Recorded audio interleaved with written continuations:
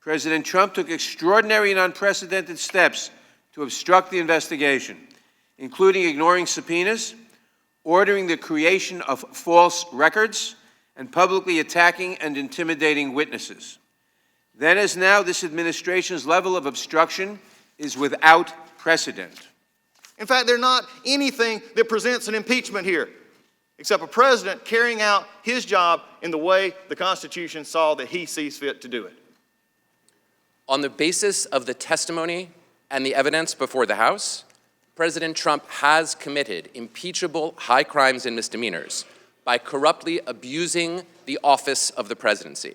Mr. Collins, I would like to say to you, sir, that I read transcripts of every one of the witnesses who appeared in the live hearing because I would not speak about these things without reviewing the facts. So I'm insulted by the suggestion that as a law professor I don't care about those facts. But everything I read on those occasions tells me that when President Trump invited, indeed demanded foreign involvement in our upcoming election, he struck at the very heart of what makes this a republic to which we pledge allegiance.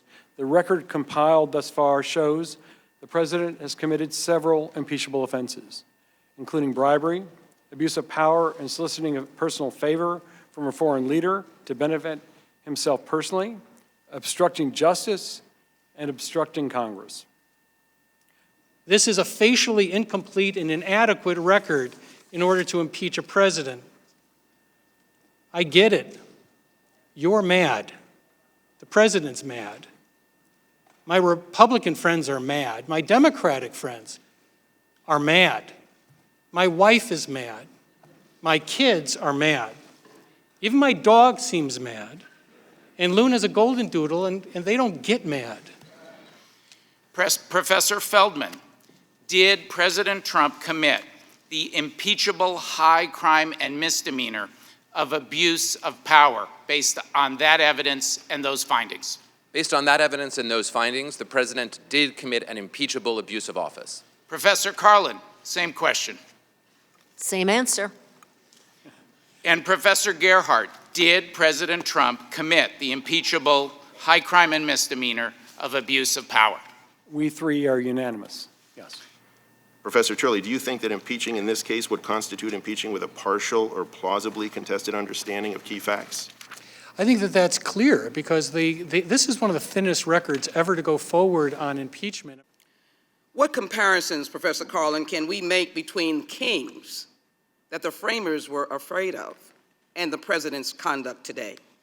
So kings could do no wrong because the king's word was law. And contrary to what President Trump has said, Article 2 does not give him the power to do anything he wants. And I'll just give you one example that shows you the difference between him and a king, which is the Constitution says there can be no titles of nobility. So while the president can name his son Baron, he can't make him a baron.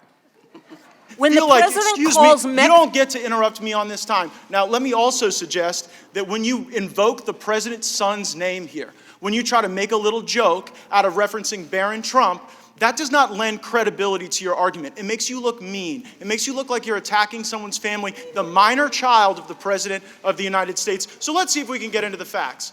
To all of the witnesses, if you have personal knowledge of a single material fact in the Schiff report, please raise your hand. I want to apologize for what I said earlier about the president's son. It was wrong of me to do that. I wish the president would apologize, obviously, for the things that he's done that's wrong, but I do regret having said that.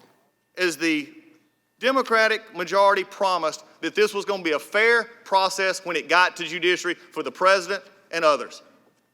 The president, and you may say he could have come today, what would have this done? Nothing. There's no fact witnesses here, nothing to rebut. In fact, it's been a good time just to see that really nothing came of it at the end of the day. As one of my colleagues pointed out, I have in the past articulated a three-part test for impeachment. Let me be clear. All three parts of that test have been met. A majority of this country is clearly prepared to impeach and remove President Trump.